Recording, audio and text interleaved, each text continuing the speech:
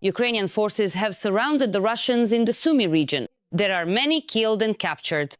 This is a real collapse. Russian airports have been paralyzed due to a Ukrainian drone attack. Shocking video. Russians are sacrificing their own soldiers, who refuse to fight, to Ukrainian drones. Is it really a new war? Is Turkey building a military base on Azerbaijani territory? Russia is moving troops there. Hello, my name is Yulia Kocha. Right now, let's get to the main news. But first, like this video if you support Ukraine. And subscribe to our channel so we don't lose touch with you on YouTube. Unfortunately, we have some discouraging news from the front. The Russians have captured Lobkov and Pidubne in Zaporizhzhia and Donetsk regions, respectively. The Russians also managed to advance near Stepove in Zaporizhzhia region and Rivne in Donetsk region. This is according to data from the Deep State resource. However, the hottest spot this week remains Donetsk region. The occupiers have intensified assaults in the Pokrovsk direction, pushing toward the administrative border with the Dnipropetrovsk region and trying to break through Ukrainian defenses. This is being reported. Our military have become more active in the Pokrovsk direction. We're fighting hard. As for the Sumy direction, our forces have achieved some successes there. The defense forces have encircled some Russian positions. This was reported by military observer Konstantin Mashovets.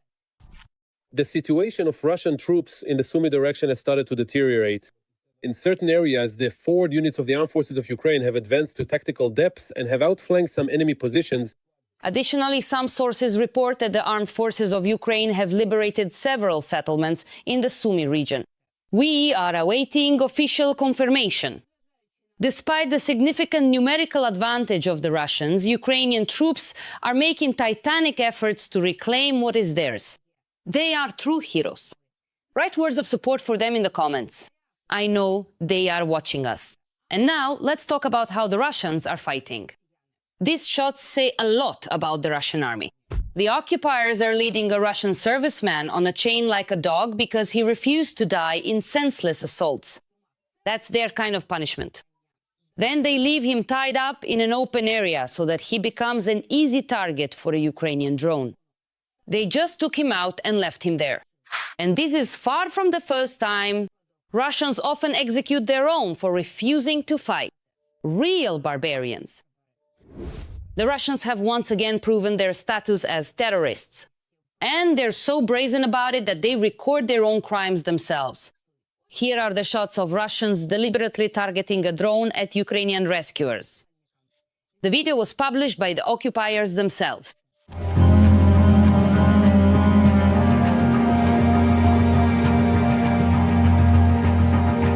Russian targets are often rescuers who do not fight, do not carry weapons, but save lives. This happens after Russian shelling. Russia is a country of filth. Like this video if you agree with this axiom. Meanwhile, the explosive season continues on Russian territory. Long-range Ukrainian drones attacked the Ilsky oil refinery in the Krasnodar region. This was reported by the media, citing sources in Ukrainian intelligence.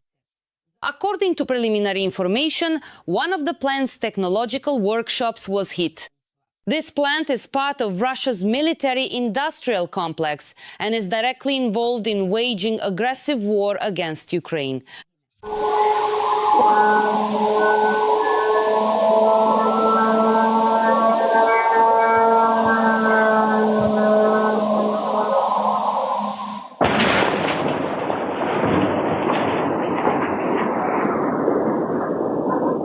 But that's not all. Other Ukrainian drones successfully attacked the Krasnozavodsk chemical plant in the Moscow region, which signifies a breakthrough of Russia's densest air defense system.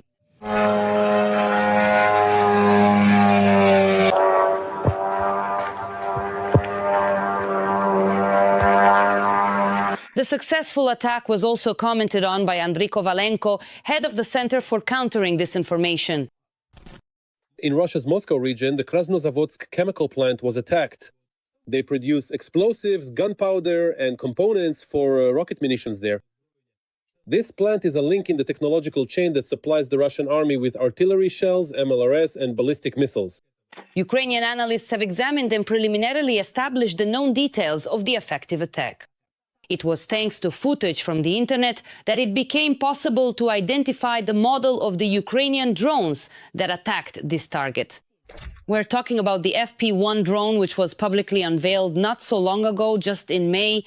Among the publicly announced specifications are its flight range, up to 1,600 kilometers, and a warhead of up to 120 kilograms. The FP1 not only broke through to the target, which is located north of Moscow, but also recorded the absence of air defense activity. Due to the massive attack, Russia cancelled as many as 287 flights. There has been a real collapse at the airports there for several days. At the same time, just on the 5th of July and 6th, Russian airports lost about $250 million due to flight cancellations. As a result of the attack by strike drones,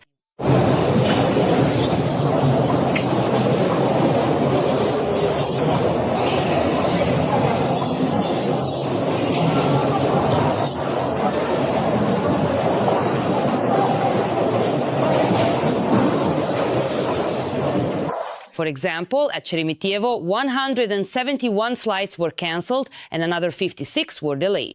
At Pulkovo, 90 flights were cancelled and 37 were delayed. At Nizhny Novgorod Airport, which faced the longest restrictions due to the drone threat, 26 flights were cancelled and another 13 were delayed. Meanwhile, they are servicing flights at the airports in Pskov, Ivanovo, Kaluga, St. Petersburg and Tambov. And at the same time in Turkey, there are about 300 Russians spending the night right in the waiting halls. Well, what can I say? Karma in action. Dear viewers, do you like our content? I'm very curious to know which country you're watching us from and whether you support the Ukrainians' fight against Putin's empire of evil. Write about it in the comments. I always enjoy reading them. Every voice matters. Join our community, support independent journalism and help us bring you the truth from Ukraine. Become a member of Ukraine today. Join us now. The mass attack is average. In Zaporizhzhia, the city was under a heavy strike by Russian drones.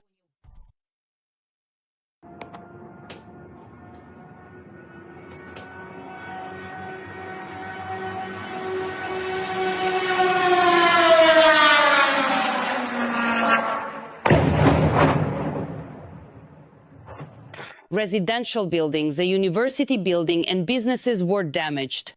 The footage from the epicenter of the events is simply shocking.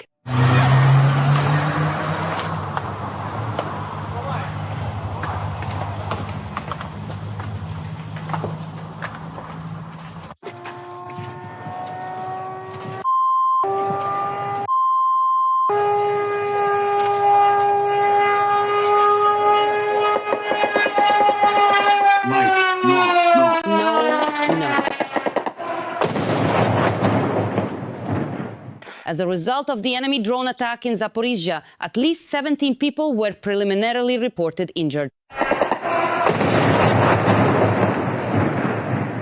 Kharkiv also came under a Russian drone attack. The drones were coming in literally one after another. See for yourself.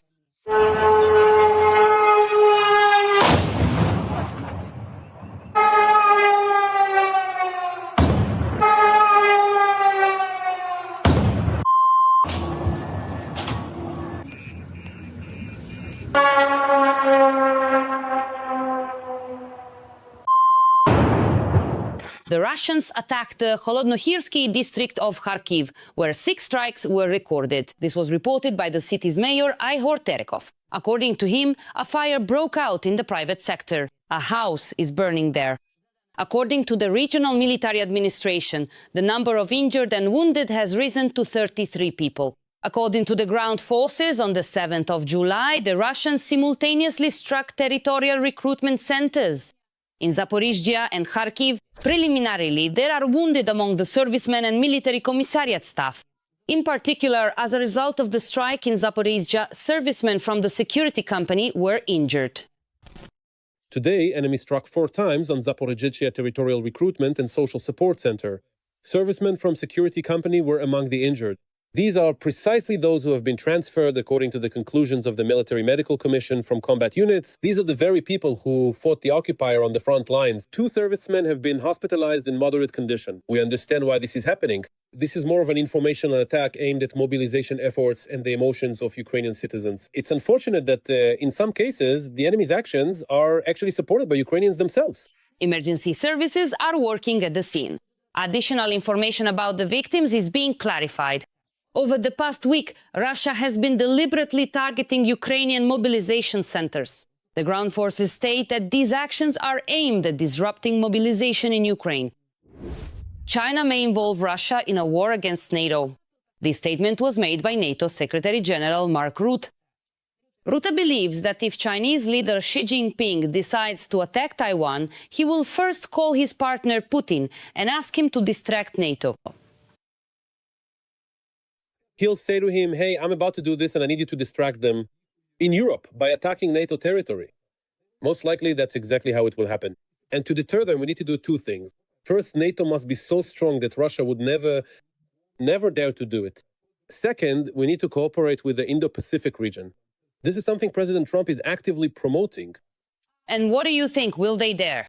Xi and Putin together going to war against NATO? Share your thoughts below this video. A NATO base right under Putin's nose. Turkey, which is a member of the North Atlantic Alliance, will build its own military base on the territory of Azerbaijan. The Kremlin is furious about this news. At the same time, according to Ukrainian intelligence, Russia is amassing troops on the border with Azerbaijan and preparing for a new war. All the details are in the report. Erdogan is pressing on Putin's greatest fear. Turkey plans to deploy the largest NATO base right under the Kremlin's nose. A new blow to Putin. Azerbaijan is preparing to host a NATO base on its territory. Against the backdrop of escalating conflict between Baku and Moscow, the main pillar of support for Ilham Aliyev is Turkish President Recep Erdogan, whose geopolitical and military ambitions in the Caucasus region are aimed at reducing Russia's influence. The largest Turkish military base in the region may be deployed in Azerbaijan. This decision needs to be made as soon as possible. It could also even be leased to our other ally, the Pakistani Air Force, which possesses nuclear weapons. In Pakistan, represented by Prime Minister Shehbaz Sharif, and Turkey, led by Erdogan, supported Aliyev during his visit to the summit of the Economic Cooperation Organization among Central Asian and Middle Eastern countries, which took place in Nagorno-Karabakh. Turkey, Azerbaijan, Pakistan, Donbass. The leader of Turkey is determined. In mid-June, during a visit to the Azerbaijani city of Shusha, Baku and Ankara signed the Shusha Declaration on Allied Relations. The establishment of a Turkish military base in Azerbaijan does not go beyond the Shusha Declaration. I think further development and expansion are possible here. Much depends on interim meetings and negotiations. Ilham Aliyev with Vladimir Putin. In the Allied document signed between Azerbaijan and Turkey in the city of Shusha, it is stated that regular joint meetings of the security councils of the 2 countries will be held. It also covers the deepening of mutual integration of the armed forces and providing assistance to each other in the event of a threat to security or sovereignty. As for Turkey, I won't even comment that they're strategic partner. And can Azerbaijan as a whole completely refuse to interact with the neighboring federation? After all, it gets full logistical access to export-import routes between Asia and Europe. I think so that having such cards in hand, to use Trump's language, Azerbaijan believes it can bet on stronger players than the Russian Federation. And here we shouldn't forget that earlier Baku placed its bet on Ankara in its confrontation with Armenia, and it wasn't mistaken. The president of Azerbaijan, Mr. Ilham Aliyev, briefly expressed his attitude toward the Azerbaijani army. He said that the Azerbaijani army will receive everything it needs. And it is precisely by putting into practice what the Supreme Commander-in-Chief has said, that the Azerbaijani army, after the war, a different development took place. The Shusha Declaration was established. The Supreme Commander-in-Chief set the task for the Azerbaijani army to develop according to the Turkish model. While Moscow was confidently abandoning its Armenian ally in Nagorno-Karabakh, Ilham Aliyev, with active support from Erdogan, achieved a historic victory. In Ankara, Baku purchased dozens of MLRS units T-300S and TRLG 230S, 1,000 Cobra and Cobra 2 armored reconnaissance vehicles, as well as hundreds of Bayraktar drones, with which the Azerbaijani armed forces actively destroyed their enemy.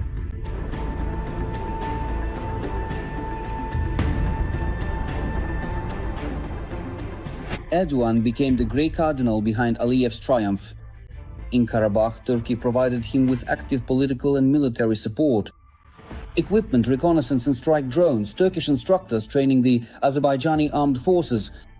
Baku experienced firsthand what it means to have the support of the Turkish president for Azerbaijan.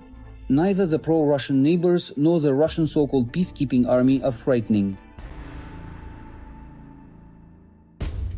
Now that's some news. The first signs of tension have appeared in the relationship between French President Emmanuel Macron and UK Prime Minister Keir Starmer. All of this could threaten the unity of the so-called coalition of the willing, a group of countries actively supporting Ukraine. This is reported by Politico. According to journalists, French officials have admitted that this coalition has lost a clear strategic direction. And part of the responsibility for this is being placed on London.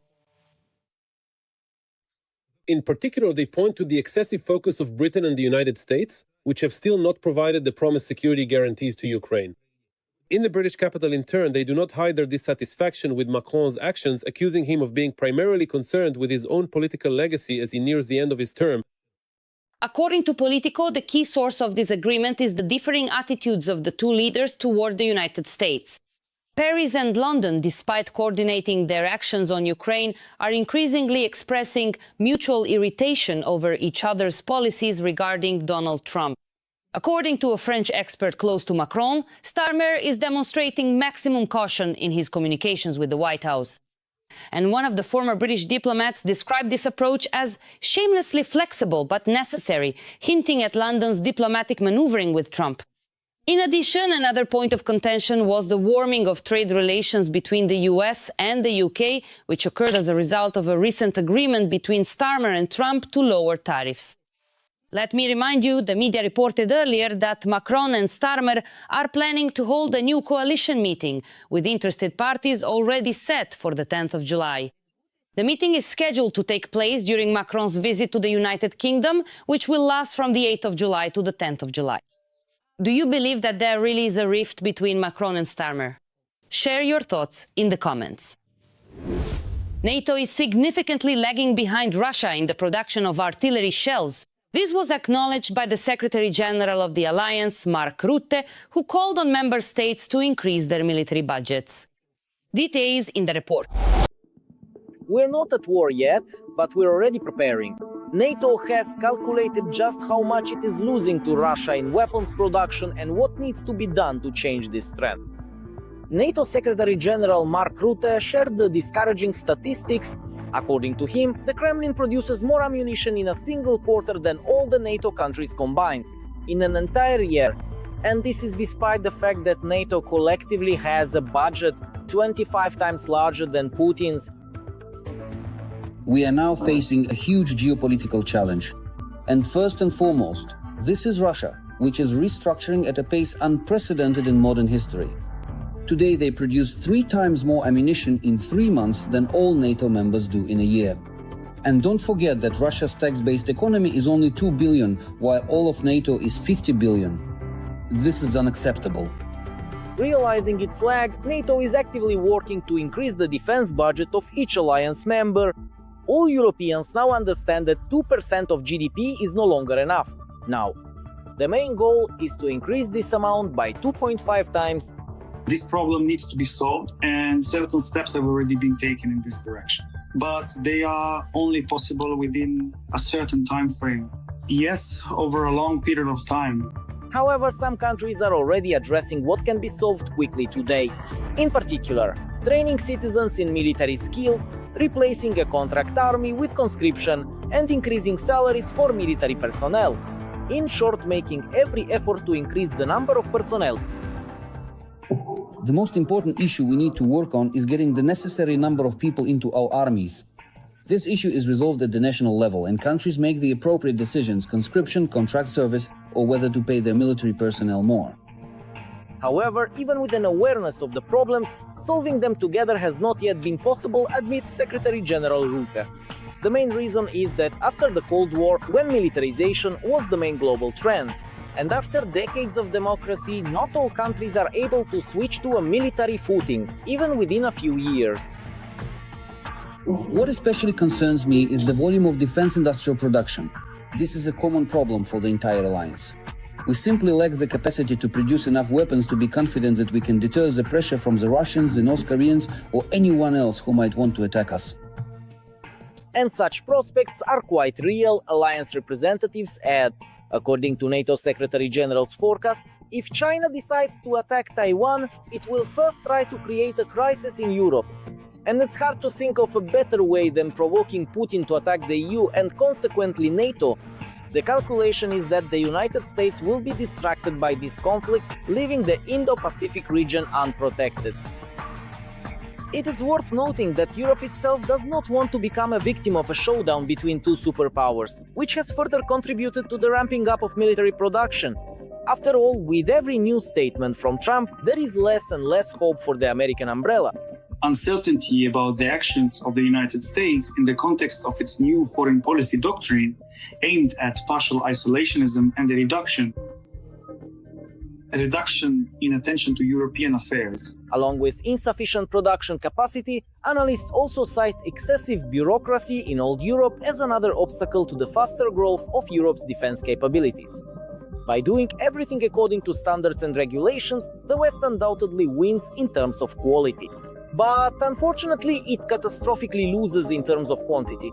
This is a mirror reflection of what Russia is doing. It is strengthening its military-industrial complex, finding ways to avoid precisely these Western cues: China, Central Asian countries, Turkey. And it is directly counting on the prospect of a confrontation with the alliance countries. Despite such alarming forecasts, in Europe today they serve more as a stimulus for progress rather than for despair. Just in the past few weeks, Britain alone has made the decision to establish 6 additional military production facilities, and similar initiatives are being implemented throughout the North Atlantic Alliance, including in collaboration with Ukraine. US President Donald Trump is once again criticizing billionaire Elon Musk. Trump is shocked that his former loyal supporter Musk has decided to create a political party. Trump wrote about this on his Truth Social page. According to him, it's sad to watch how Musk has completely gone off the rails over the past 5 weeks and turned into a train wreck. I'm ashamed to watch how Elon Musk has completely lost control. He even wants to create a third political party, despite the fact that such parties have never been successful in the US. After the quarrel with Trump, Musk announced on Saturday the creation of the America Party. He stated that his own research shows that this party will receive active support from Americans. Trump clearly did not agree with Musk on the need to create yet another political party. And he wrote an entire post on the Truth Social network. The only thing third parties are good for is creating complete and total chaos and disorder. And we already have enough of that from the radical left Democrats who have lost both trust and reason. Later, while speaking with journalists at the New Jersey airport, Trump reiterated his theory that third parties simply do not work in the American system. Quoting him, he can have fun with it, but I think it's ridiculous. Trump devoted the lion's share of his posts on Truth Social to linking Musk's change in attitude toward him to Musk's own financial interests. Let me remind you, the dispute between the US president and the American billionaire. It flared up at the beginning of June. At that time, Donald Trump stated that he would have won the presidential election without Musk's help. But just a few days later, both did not rule out the possibility of reconciliation between them. And what do you think? Will Trump and Musk make peace? Write your thoughts. It will be interesting to read them. Give this video a like to support what we do. And be sure to subscribe to our channel Ukraine Today so you don't miss the next episodes. See you!